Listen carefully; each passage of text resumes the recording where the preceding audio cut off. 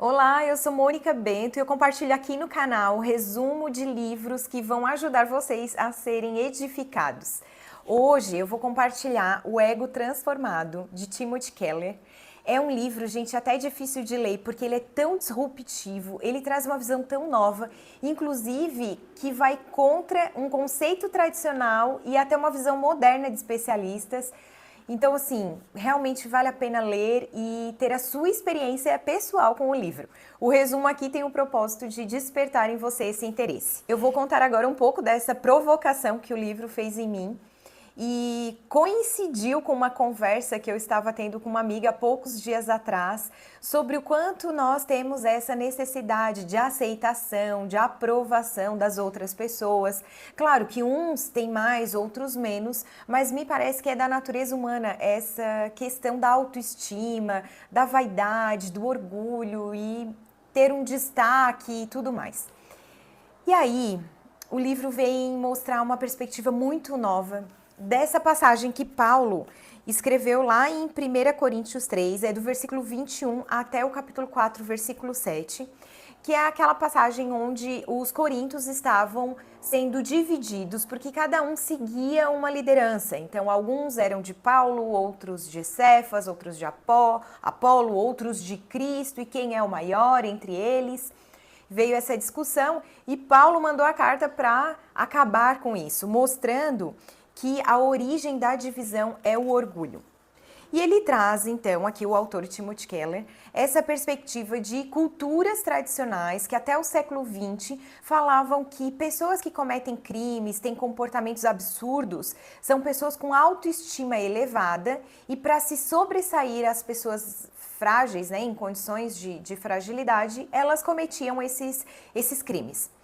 Mas aí veio o conceito novo de que é a baixa autoestima. É justamente porque a pessoa não se ama, não se valoriza, que ela comete esse tipo de atrocidade.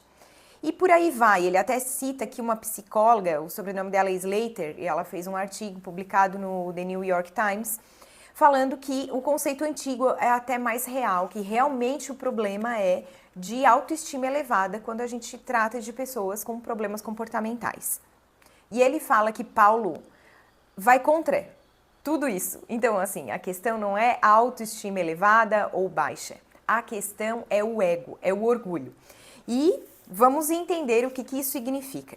Lá no primeiro capítulo, que é a condição natural do ego humano, ele cita que Paulo não usou o termo ubris para falar sobre orgulho, e sim físio, que se referia a algo como fole, como algo inflado, inchado, como se o nosso ego fosse um órgão inchado dentro do nosso interior.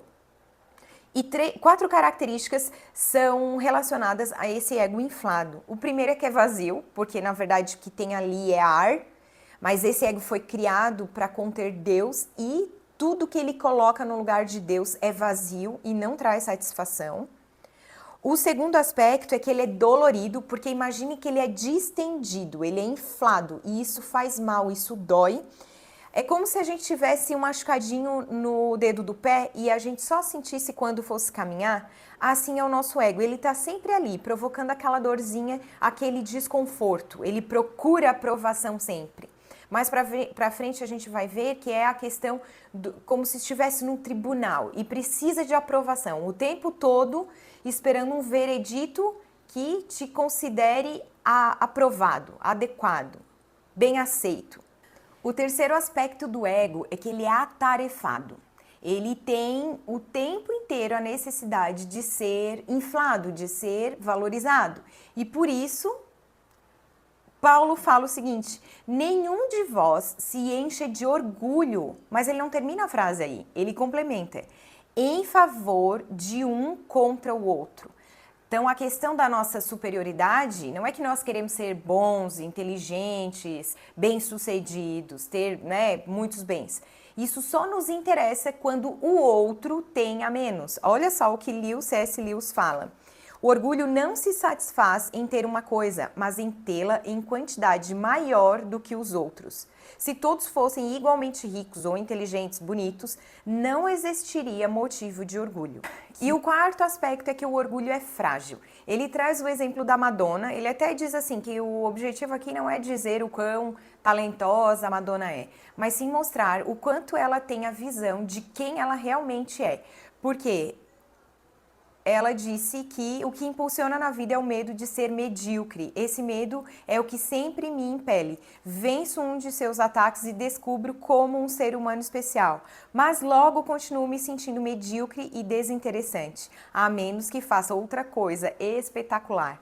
Essa necessidade de estar sempre se superando, sempre mostrando que é mais, esse sentimento de mediocridade que precisa ser vencido, isso mostra a fragilidade do nosso orgulho. No capítulo 2, a visão transformada do eu, nós vamos ver que Paulo fala que estava como se fosse num tribunal sendo julgado, e o que nós esperamos é realmente esse veredito. Ele cita que a própria Madonna também, de uma forma meio ilustrativa, mas ela está sempre no tribunal esperando esse veredito. Só que Paulo não se importa com isso. Ele diz que não se importa com o que as outras pessoas pensam sobre ele não se importa nem sobre aquilo que ele pensa sobre ele mesmo. Ele tinha a verdadeira visão de quem ele era, ele não tinha vontade de mascarar isso, não mascarava. Eu sou o pior deles, ele falou, inclusive.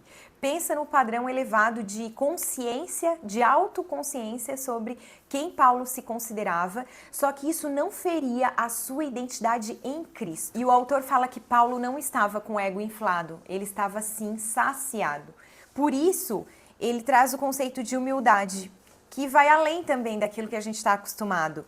Ele diz que aqui é sobre o eu deixar de ser importante, deixar de ser o foco da nossa vida, para que o foco seja o outro. Isso é humildade.